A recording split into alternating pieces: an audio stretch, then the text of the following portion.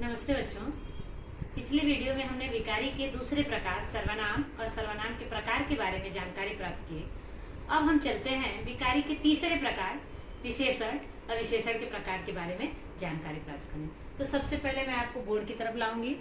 Board पर कुछ चित्र लगे हुए हैं और उसके सामने कुछ वाक्य लिखे हुए हैं। सबसे पहला चित्र आपका लगा हुआ है सेब का। सबसे पहला चित्र लगा हुआ है सेब का। सेब कैसा है? लाल है। सेब का कलर यहाँ पे कौन सा बता रहा है? लाल। सेब क्या है यहाँ पे? संज्ञा। और लाल क्या है? उसकी विशेषता। अब हम चलते हैं अगले चित्र पे। अगला चित्र आपको दिखाई दे रहा होगा केक का। केक केक स्वाद में कैसा है? मीठा है। केक क्या है यहाँ पे? संज्ञा। और मीठा क्या है? इसकी विशेषता। अब चलते हैं अगले चित्र पे। टोकरी में कुछ फल रखा हुआ है। 2 किलो फल है। फल कितना है? 2 किलो। अर्थात फल की ये मात्रा में विशेषता बताई जा रही है। अब चलते हैं अगले चित्र पे। अगले चित्र में 3 बैट का चित्र दिखाई दे रहा है। मेरे पास 3 बैट है। यहाँ पे मेरे सर्वनाम और 3 जो है उसकी संख्या में विशेषता बताई जा रही है। अब चलते हैं उसके अगले चित्र पे। उगते हुए सूरज का चित्र दिखाई दे रहा है। सूरज पूर्व से निकलता है। यहाँ पे सूरज क्या हो गया? संज्ञा। और कौन सी दिशा से निकल रहा है? पूर्व दिशा से। यानी पूर्व क्या हो गई? उसकी विशेषता। अब यहाँ पे लाल, मीठा, 2 किलो, 3 और पूर्व क्या हो गया? ये विशेषता हो गई। किसकी? संज्ञा या सर्वनाम की। तो संज्ञा या सर्वनाम की जो विशेषता बताते हैं उसे हम क्या कहते हैं? विशेषण कहते हैं। तो हम विशेषण के बारे में जानकारी करेंगे। विशेषण किसे कहते हैं उसकी परिभाषा की तरफ चलते हैं। जो शब्द संज्ञा या सर्वनाम की विशेषता बताते हैं उसे विशेषण कहते हैं। फिर एक बार दोहरा दूं। जो शब्द संज्ञा या सर्वनाम की विशेषता बताते हैं उसे विशेषण कहते हैं। जैसे सेब खट्टा है। इसके पहले हमने पढ़ा था सेब लाल है। अब हम पढ़ रहे हैं सेब खट्टा है। सेब लाल है वो भी सेब की विशेषता है। सेब खट्टा है वो भी उसकी विशेषता है। और सेब मीठा हो वो भी उसकी विशेषता होगी। अब यहाँ पे सेब क्या है? संज्ञा। और खट्टा क्या है? उसकी विशेषता। केक गोल है। केक गोल है ये भी इसकी विशेषता है। और केक मीठा है वो भी उसकी विशेषता है। अगला है आम मीठा है। आम आम क्या है? यहाँ पे संज्ञा। और मीठा क्या है? उसकी विशेषता। आम मीठा है वो भी उसकी विशेषता है। और आम खट्टा है वो भी उसकी विशेषता है। अब हम चलते हैं अगले पे। मेरे पास 1 प्याला है। मेरे यहाँ पे सर्वनाम और 1 यहाँ पे क्या हो गया आपका? संख्या में विशेषता। अर्थात खट्टा, गोल, मीठा और ये क्या है? संज्ञा या सर्वनाम की विशेषता। परिभाषा में यही बताया गया है। संज्ञा या सर्वनाम की विशेषता जो बताते हैं उसे ही हम क्या कहते हैं? विशेषण कहते हैं। अब हम चलते हैं विशेषण की प्रकार की तरफ। विशेषण के कितने प्रकार होते हैं? तो विशेषण के मुख्य रूप से कितने प्रकार होते हैं? 4 प्रकार होते हैं। विशेषण के मुख्य रूप से 4 प्रकार होते हैं। पहला गुणवाचक विशेषण, दूसरा संख्यावाचक विशेषण, तीसरा परिमाणवाचक विशेषण और चौथा सार्वनामिक विशेषण। एक बार फिर दोहरा दूं।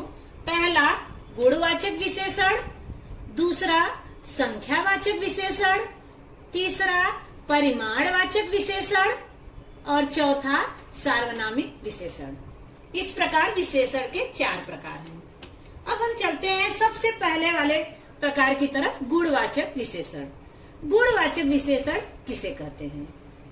तो जिस विशेषण शब्द से संज्ञा या सर्वनाम के गुण, दोष, दशा, दिशा, गंध, रंग, काल आदि का बोध हो उसे गुणवाचक विशेषण कहते हैं। एक बार फिर दोहरा दूं। जिस विशेषण शब्द से संज्ञा या सर्वनाम के गुण, दोष, दशा, दिशा, रंग, गंध, काल आदि का बोध हो उसे गुणवाचक विशेषण कहते हैं। तो प्यारे बच्चों, अब चलते हैं गुणवाचक विशेषण के उदाहरण की तरफ। जैसे मोहन अच्छा लड़का है। अच्छा से क्या पता चल रहा है? गुण का पता चल रहा है। कंस निर्दयी था। निर्दयी से क्या पता चल रहा है आपको? दोष का पता चल रहा है। वह निरोगी है। निरोगी से क्या पता चल रहा है? दशा का पता चल रहा है। सूरज पूरब से निकलता है। पूरब से क्या पता चल रहा है? दिशा का पता चल रहा है। यह मंदिर प्राचीन समय का है। प्राचीन समय से क्या पता चल रहा है आपका? काल का पता चल रहा है। अर्थात गुण, दोष, दशा, दिशा, काल इत्यादि किसके अंतर्गत आते हैं? गुणवाचक विशेषण के अंतर्गत आते हैं। अब चलते हैं विशेषण के दूसरे प्रकार संख्यावाचक विशेषण की तरफ। संख्यावाचक विशेषण किसे कहते हैं? जिस विशेषण शब्द से संज्ञा या सर्वनाम की संख्या का बोध हो उसे संख्यावाचक विशेषण कहते हैं। एक बार फिर दोहरा दूं। जिस विशेषण शब्द से संज्ञा या सर्वनाम की संख्या का बोध हो उसे संख्यावाचक विशेषण कहते हैं। संख्यावाचक विशेषण के दो प्रकार हैं। कितने प्रकार हैं? दो प्रकार हैं। पहला निश्चित संख्यावाचक विशेषण और दूसरा अनिश्चित संख्यावाचक विशेषण। एक बार फिर दोहरा दूं। पहला निश्चित संख्यावाचक विशेषण और दूसरा अनिश्चित संख्यावाचक विशेषण। तो सबसे पहले हम निश्चित संख्यावाचक विशेषण के बारे में जानेंगे। निश्चित संख्यावाचक विशेषण किसे कहते हैं? जिस विशेषण शब्द से किसी निश्चित संख्या का बोध हो उसे निश्चित संख्यावाचक विशेषण कहते हैं। एक बार फिर दोहरा दूं। जिस विशेषण शब्द से किसी निश्चित संख्या का बोध हो उसे निश्चित संख्यावाचक विशेषण कहते हैं। जैसे मेरे पास 5 कलम है। 5 क्या है? निश्चित संख्या का बोध करा रहा है। मेरा कक्षा में प्रथम स्थान आया। प्रथम स्थान क्या बता रहा है? क्रम का बोध करा रहा है। राम 4 भाई हैं। 4 क्या बता रहा है? यहाँ पे निश्चित संख्या का बोध करा रहा है। राजा ने दरबारी को 100 कोड़े लगवाए। यहाँ पे 100 कोड़े क्या बता रहा है? निश्चित संख्या का बोध करा रहा है।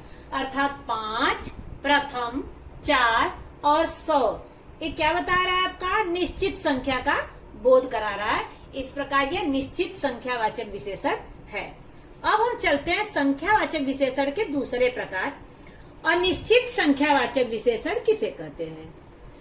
तो जिस विशेषण शब्द से अनिश्चित संख्या का बोध हो उसे अनिश्चित संख्यावाचक विशेषण कहते हैं। एक बार फिर दोहरा दूं। जिस विशेषण शब्द से अनिश्चित संख्या का बोध हो उसे अनिश्चित संख्यावाचक विशेषण कहते हैं। जैसे तूफान से कई पेड़ गिर गए। तूफान से कई पेड़ गिर गए। कितने पेड़ गिरे संख्या का कोई पता, निश्चित संख्या का पता नहीं है। शीतल ने अनेक मंदिर देखे।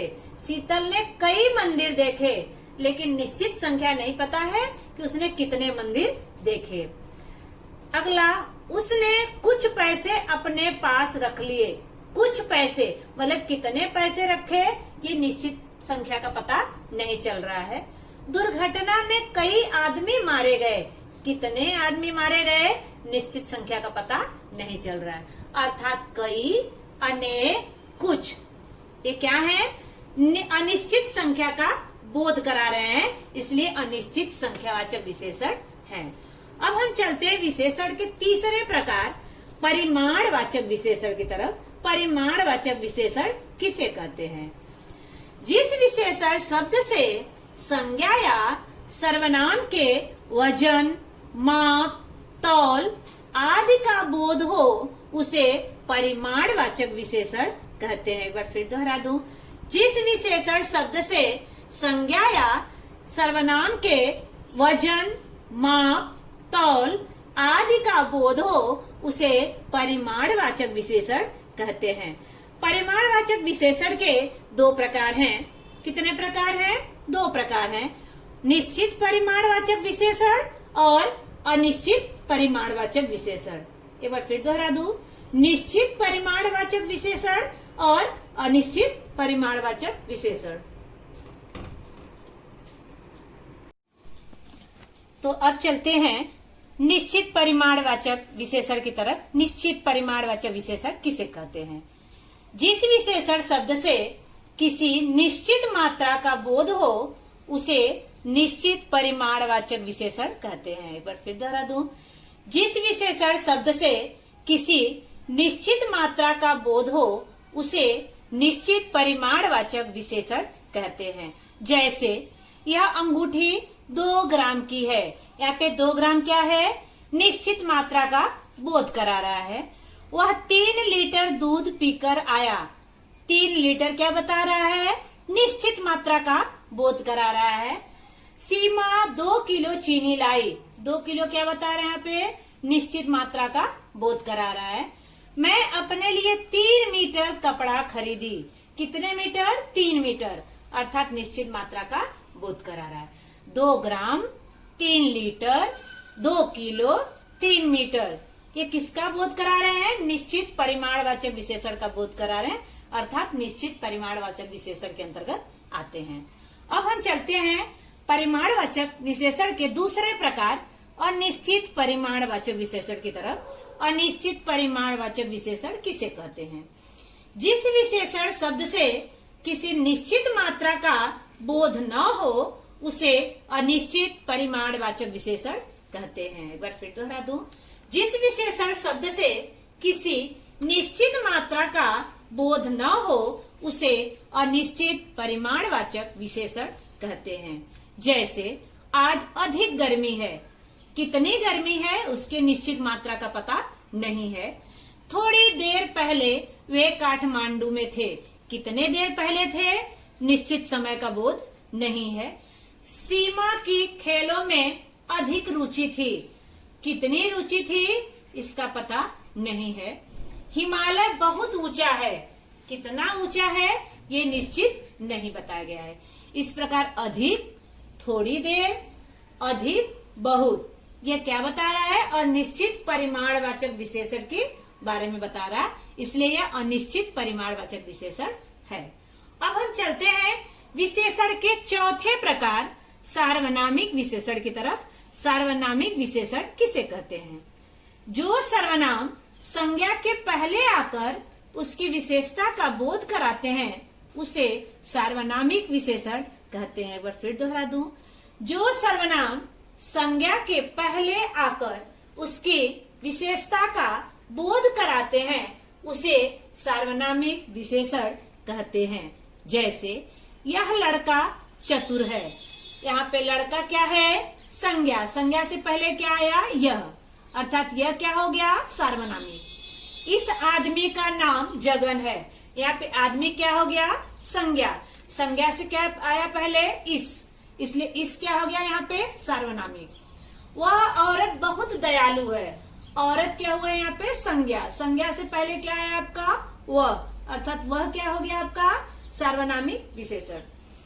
अब उस पुस्तक को पढ़ो। पुस्तक क्या है आपका? संज्ञा। संज्ञा से पहले क्या आ गया आपका? उस, अर्थात यह, इस, वह, उस, क्या हो गया? ये सार्वनामिक विशेषण। सर्वनामिक विशेषण और सर्वनाम में क्या अंतर है? जो संज्ञा या सर्वनाम के पहले आते हैं उसे सर्वनामिक विशेषण कहते हैं, और जो संज्ञा के बदले प्रयोग किए जाते हैं उसे हम क्या कहते हैं? सर्वनाम कहते हैं। इस प्रकार तो प्यारे बच्चों, आज हमने क्या क्या पढ़ा? विशेषण की परिभाषा पढ़ी, विशेषण के मुख्य 4 प्रकार पढ़े हम लोग, गुणवाचक, संख्यावाचक, परिमाणवाचक और सार्वनामिक। जिसमें से संख्यावाचक के 2 प्रकार पढ़े हम लोग, निश्चित संख्यावाचक, अनिश्चित संख्यावाचक, और परिमाणवाचक के भी 2 प्रकार पढ़े, निश्चित परिमाणवाचक और अनिश्चित परिमाणवाचक। इस प्रकार हम लोग विशेषण और विशेषण के प्रकार के बारे में जानकारी प्राप्त किए। अब मैं इसमें आप को अधिक जानकारी के लिए एक छोटी सी वीडियो डाल रही हूँ, आप लोग देख लीजिएगा। धन्यवाद।